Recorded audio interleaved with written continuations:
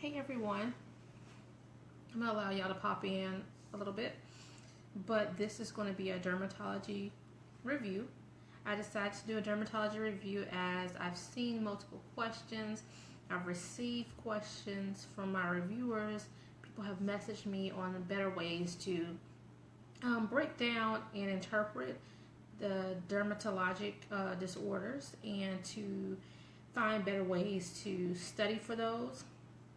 So I felt like I'll just come in and try to give y'all some ways and give you some information to break this down, and we can go through them together. So I'm gonna allow people to come in a little bit, and then we'll go from there. I know that I'm a few minutes behind. I had to put my newborn, I have finished feeding and putting her down for her nap, so it ran a little bit over, sorry. But as everyone starts to come in, I will go over those things for the dermatology section. Also, please feel free to post questions as we go along. Say hello when you come in so that I can know that you're here, and participate with me so I don't feel like I'm talking to myself. Looks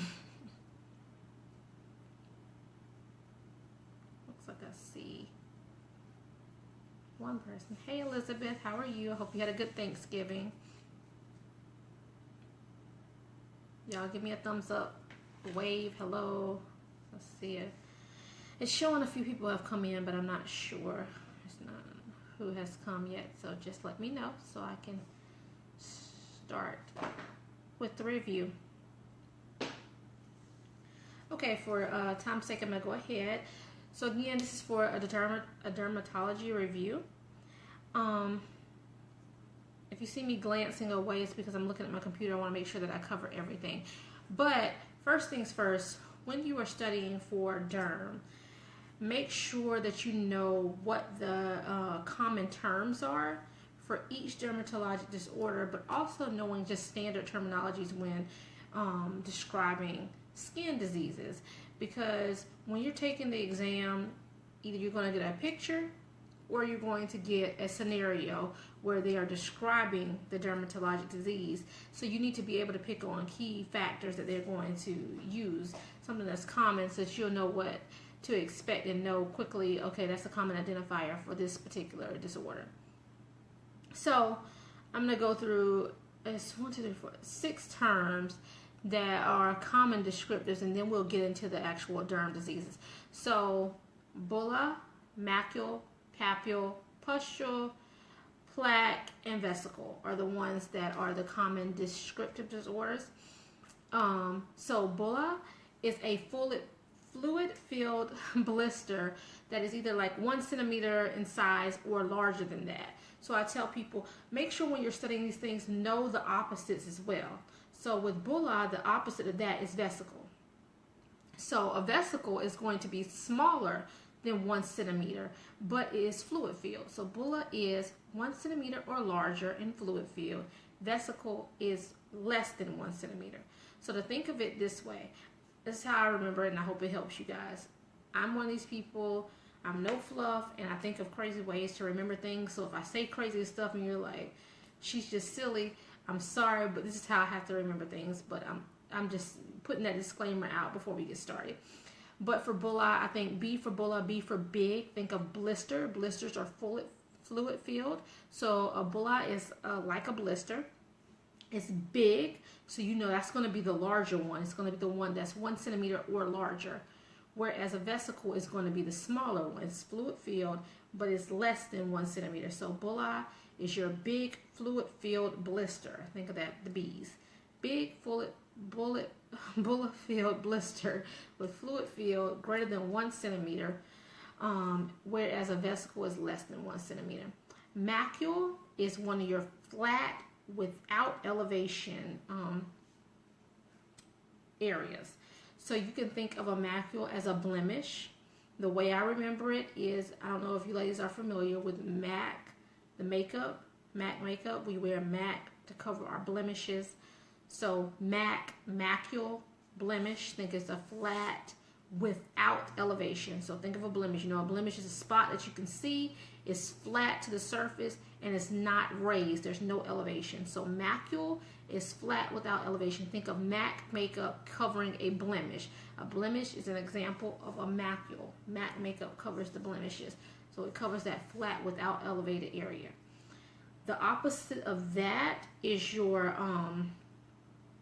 plaque, because the plaque is also flat, but it has elevation. So that one's flat with elevation. So think of psoriasis, where people may have areas on their elbow, or you'll see like, or their knees and different areas. But you know, the plaque area, the silver scaly plaque that's on there is still flat, but you can see it. It's elevated. It's raised. So that's the difference between MAC. So going back, bulla versus vesicle. The bulla is the big blistered fluid field, and it's I say big because it's 1 centimeter or larger, whereas the vesicle is less than 1 centimeter, and it's fluid filled as well. So those two are the opposites. And then you have your macule, which is the flat without elevation, and example is a blemish. So think of your MAC makeup that covers blemishes, whereas your plaque is flat, but it is elevated. So think of psoriasis, where you have the plaque on surfaces, but there's elevation. So kind of study so that you are looking at the opposite. So you're kind of doing two at one time and killing two birds with one stone. And then the other one is a papule. A papule is like a pimple. It's small, it's elevated, and it's less than 1 centimeter. But just think of a pimple. Papule, pimple. That's how I remember it, and I hope that's a good way for you to remember. And then the other one is a pustule.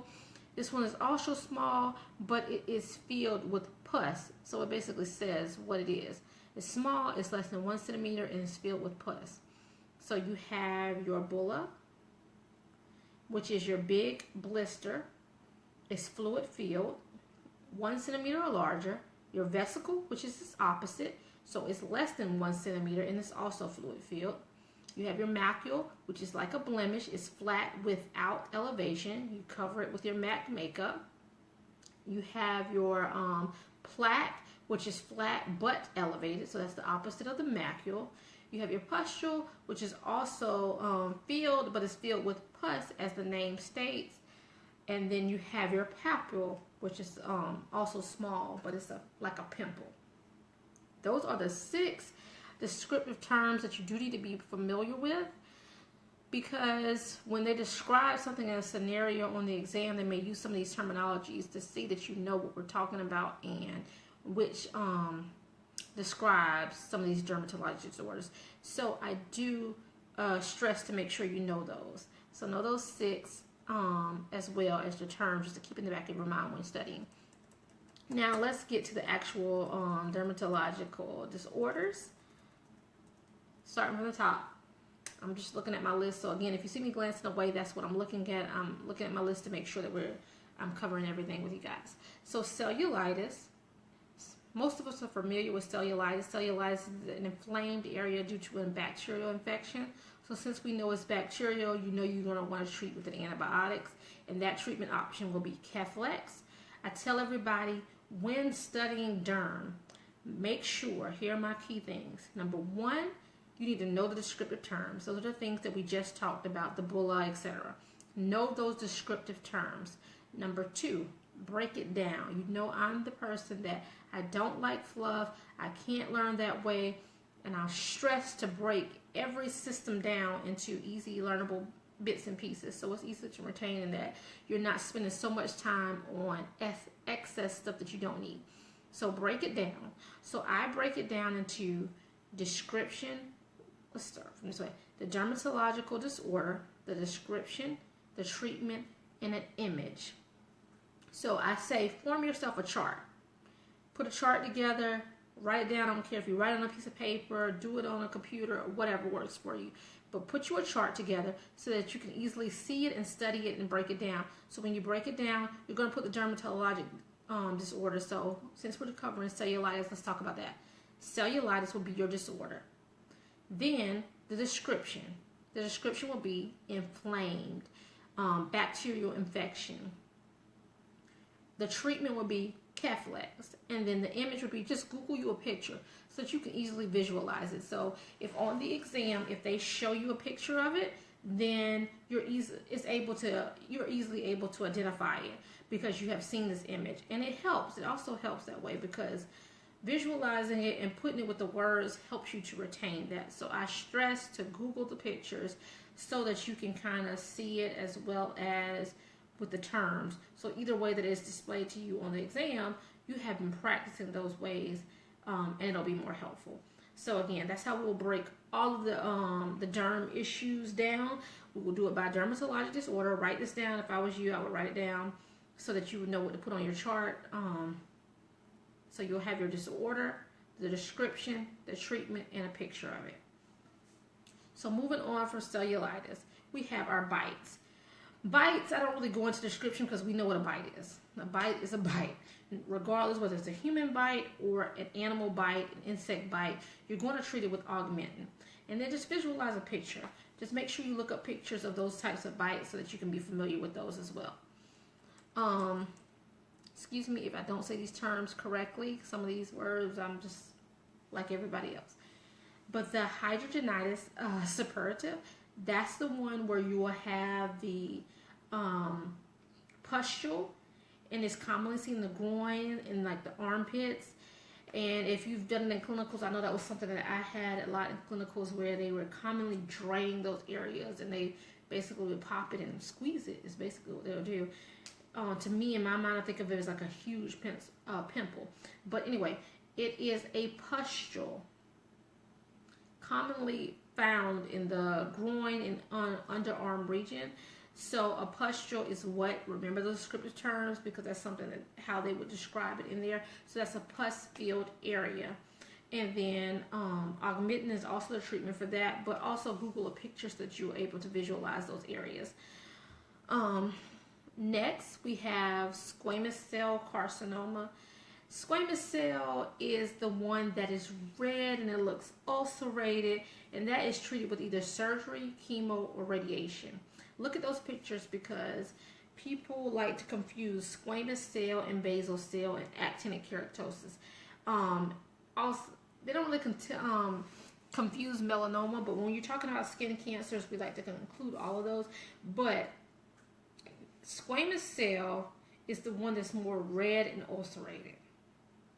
Basal cell, you need to remember, is the most common type of skin cancer because when they discuss this on the exam, they will put that on there. That is the most common, which is the most common type of skin cancer, and that is your basal cell carcinoma. Now, whereas the squamous cell is red and ulcerated, the basal cell is more of that like pearly dome, waxy look. So if you see a picture of one that's kind of like dome shaped, it looks real shiny and pearly and waxy, that's your basal cell carcinoma, and that is treated with chemo. So basal cell, squamous cell, don't get those confused. The basal is the most common, squamous cell is the second most common.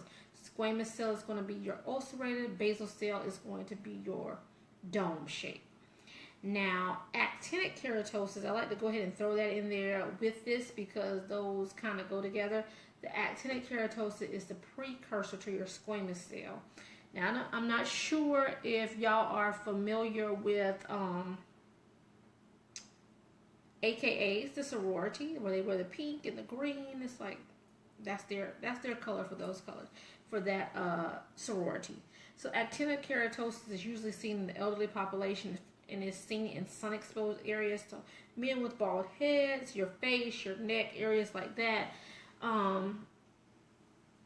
But they're more like pinkish red, and like I said, they're precursors to squamous cell. The reason I bring up the AKAs, actinic keratosis, AKA, the AKA is where pink and green, the pinkish green color, the pinkish red color that you see on the skin, those little areas are kind of like pinkish red on sun-exposed areas. And I don't know if you think about it, but like the AKAs, they like to wear the big hats with their sorority symbols and things on that. So I think of wearing the big sun hats, AKA sun-exposed areas. Actinic keratosis say the AKAs are trying to block the sun-exposed areas from them getting actinic keratosis. I know, like I said, I come up with crazy ways to retain this stuff, but I hope that it's helpful. Um, but that is treated with the 5FU or chemotherapy. Again, Google pictures. I stress that because that will help you visualize what I'm saying to you. Melanoma, melanoma is the one that's darker. So when you think of melanoma, you need to think of your A, B, C, D, and E when you're doing skin exams. So that will help you for that. So thinking of asymmetry, the borders, the diameter, the elevation, things of that nature. All of that goes with the A, B, C, and D, A, B, C, D, E of the skin exam when you're looking at skin cancers. And melanoma it's just going to be irregular all around.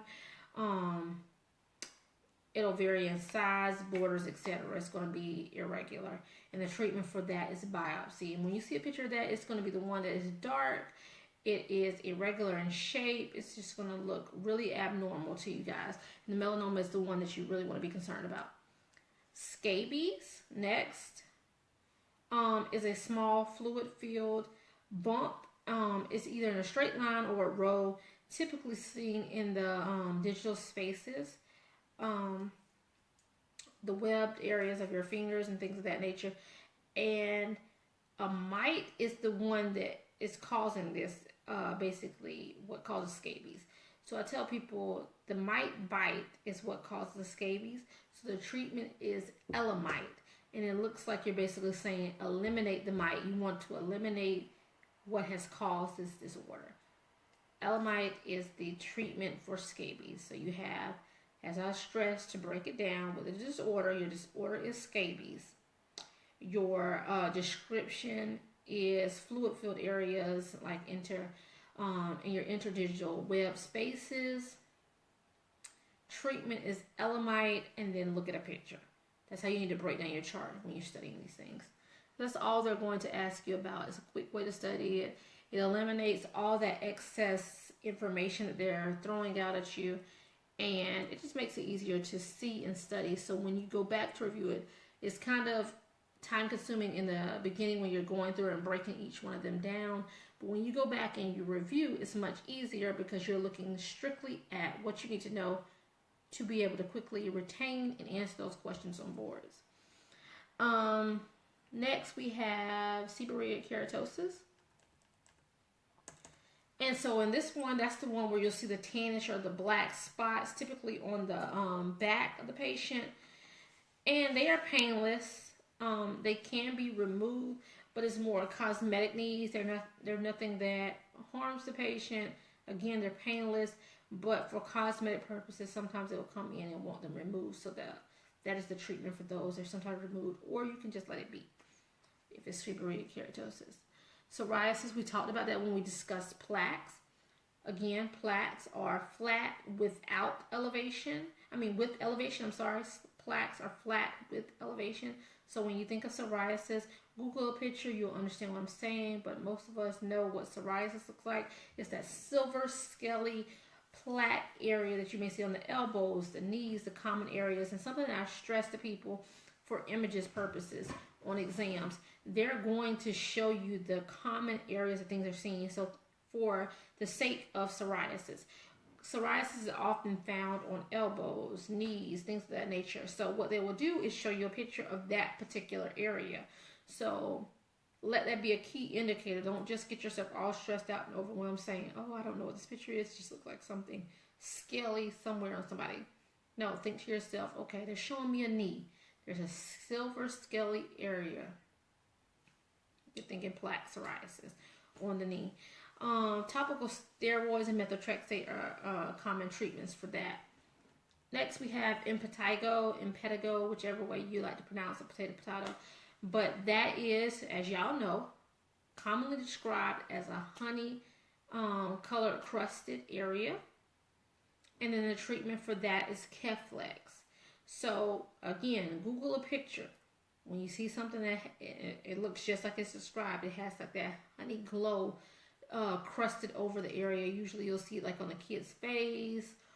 And and things of that nature. So if you are on your exam and they give you an image, that's what you need to look for, and know immediately, okay, I will treat that with Keflex, or a topical agent, if it's minor. But typically, you're going to go straight to Keflex. Rosacea, that is, where you see the pink and red area, inflamed area to the face. Treatment for that is topical flagyl or tetracycline. If they are pregnant, you are not going to give them the tetracycline. Next, we have acanthosis nigricans, and that's commonly seen in diabetics that are uncontrolled. And so basically, you're going to treat what the problem is. You're going to monitor their blood sugars and treat accordingly. But that is commonly found like on the neck, where they have darker areas. Their skin is darker in those regions. Common indicator of uncontrolled diabetes. Lyme disease, again, think of the common descriptive indicators. So Lyme disease, we know, is well known for its bullseye rash. You'll see the red rash that looks exactly like a bullseye, red in the center with the big red circle around it. And you will want to treat that with doxycycline or amoxicillin if they are allergic to doxy. Google pictures. It will help you retain these things. Please, Elizabeth, please post any questions that you have as you are as we're going through these, so that I can answer your questions as well. Because I'm just going through the list right now, and I want to allow y'all to be able to ask your questions. Don't be embarrassed. This is helpful because the question that you may have is a question that someone else may have. So please post your questions in the form so that I can help you. Pityriasis rosacea. Again, know your common descriptive indicators. So with pityriasis, that's the Christmas tree pattern. And what it means by that, because when I was studying, of course, I retained in my mind and I remembered that the pityriasis rosacea, or PR, whichever you know it by, is the Christmas tree pattern, but I didn't truly understand what they meant by that. But PR, pityriasis rosacea, is commonly found in the trunk. And so the rash actually goes on the trunk, and it looks like in the Christmas tree pattern. It's like shaped like that. And then one of the common indicators of that also is you'll see a Harold patch. So it's like a patch that you may see a big round area rash along with this Christmas tree pattern throughout the trunk area. So if you see that, quickly think pityriasis rosacea. And this actually is, it doesn't require any treatment. It resolves on its own within like 4 weeks, 1 month. So think of those things, pityriasis rosacea. If it has the Harold patch, they've had it for a little while at that point also. Let's see, shingles. We have a few more. Shingles, it usually follows a dermatomal pattern, so you'll usually see it kind of linear. And this is treated with acyclovir to kill that virus. And then they need to monitor. You need to monitor and avoid post-herpetic neuralgia. So you want to treat with amitriptyline or Depakote if seen near the eyes. And if they're seen at the eyes, you want to get them referred to ophthalmology or the ER, whichever is the quickest resource for you guys, because it could cause blindness if they have post-herpetic neuralgia. So that's why we give the amitriptyline and Depakote with shingles people if you see any of the facial shingles or anything close near the eyes. Burns is something that's commonly seen on there, and you need to be familiar with first, second, and third degree burns. First degree burns, you'll have the redness with associated pain. So in the beginning, there will just be some redness. First degree pain, you want to make sure to maintain that by keeping it clean. You can do soap and water, and then topical pain management. With the second degree, you'll have redness with a bulla. If you remember from the beginning, bulla is the big fluid-filled blisters that are greater. They're either 1 centimeter or larger. So think about that. They have the big bulla. So say you had a burn here. If it was first degree, right here, it would just be red and kind of painful. So we want to just keep the area clean and pain management as needed. If it advanced, if they had a second degree, they would have the big blister-like areas on top as well, the bulla. And you also treat it by keeping it clean, Silvadene, and cover with a dry dressing. And then you have third degree. This covers a larger area, and this is full thickness and partial thickness, and this definitely can be an emergency. So you want to refer them out, and especially if they're on the face or more than 10% of their body. Again, look at pictures of those, because looking at pictures greatly explains this instead of just reading words, because when you're trying to just read it, it can kind of be confusing. Eczema, also known as atopic dermatitis, is the itchy rash that exacerbated by extreme weather changes or allergies of those natures. And you want to give them like topical steroids and antihistamines to clear that. But you'll see like the dry like areas commonly in the skin folds of like the fold of their arm here, behind their knees in the popliteal area. Things of that nature is where you will commonly find eczema type points. So again, like I said, be aware of the location that they're showing you in the picture, because sometimes we're just looking at what is actually in the picture and not so much as what the location is in the picture. If you look at the location, pityriasis rosacea is commonly seen in the trunk. They're showing you a trunk. Think about that. Squamous cell, things like that. You seeing those things on the sun exposed area. So think about sun exposed area. You see it on the face, or a bald head man's head, things like that. Then those are common sun exposed areas, and those are things that you should think of. Seborrheic keratosis, commonly found on the back. You see a picture of a back with brown or tannish spots, black, brown, tannish spots. You think of those. So be aware of the location that they're showing you. Eczema, the skin folds of the arm, popliteal area behind the knee, things like that. So be careful if they're showing you images.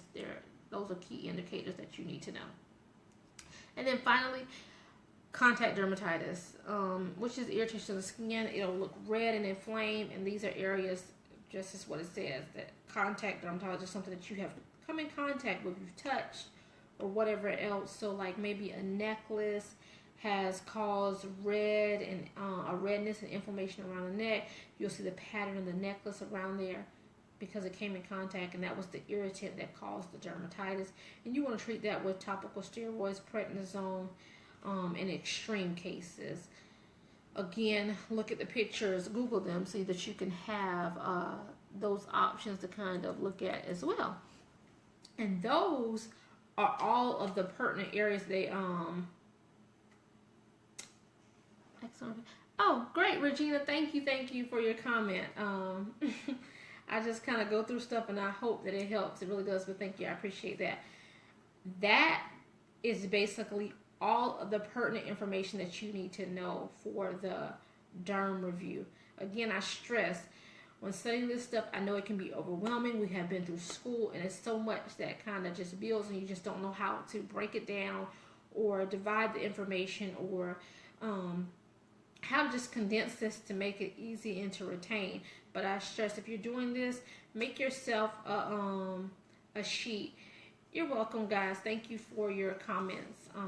I hope that you find this helpful. Make sure you know those terms that I told you in the beginning. Know those terms, because those can be provided in a description. Also, make sure that you break those things down to those areas. Remember to think of your disorder, think of the description, think of the treatment, and then the picture. Always do a picture to kind of wrap all of that information up, because it'll help you to not only know the description, but also have a visual to go with it, and knowing the treatment, because then you'll be prepared for either way. Either they test you by description, or if they test you by the actual visual, you will have learned both of those areas. Make yourself a chart, or just write it down in those ways and study those in that pattern to make it easy and helpful for you guys. Now, if you have any questions, I'm gonna stay on for a moment to allow for questions and answers. It could be regarding dermatology, or if you have any questions about any other sections in the review, or if you have any recommendations for something that you may want me to cover another day on a live session. I'm trying to find ways to kind of help y'all go over this thing. So I really wanted to do the derm review. I usually do this in a workshop, but I did it this way because I've seen so many questions based on derm, and I wanted to show you guys. Don't stress. Don't stress yourself so much. We have so much to stress about, but break these things down so that it's helpful. And when you go through each system, break all of your systems down like that. As long as you know what the disorder is,